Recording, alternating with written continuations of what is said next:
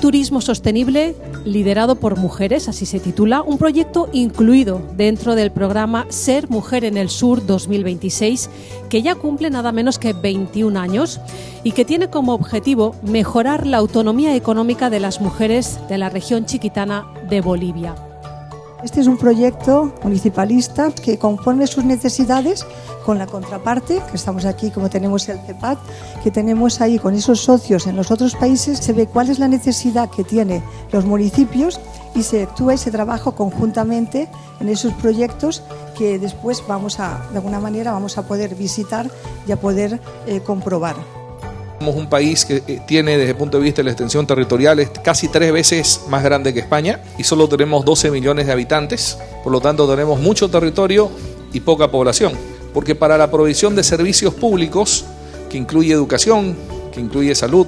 los servicios públicos en general, contar con tan poca población dispersa por tanto espacio territorial es bastante complicado. Nadie mejor que en Valencia para comprender la importancia del turismo y que la experiencia que tienen ustedes en la gestión, en base a diferentes reuniones que hemos tenido, estamos llevándonos muchas de las experiencias que ustedes tienen. Estar dentro de la ruta turística, lo que el Fons Valencià y CEPAD están haciendo posible, eso nos ayuda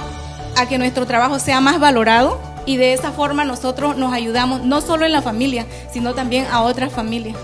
Entonces, con este apoyo ahora que estamos formando parte de la ruta turística, pues ha sido algo más liviano para nosotros porque ahora ellos nos traen a la gente, han hecho que conozcan nuestros trabajos y entonces ya no tenemos que salir de la comunidad.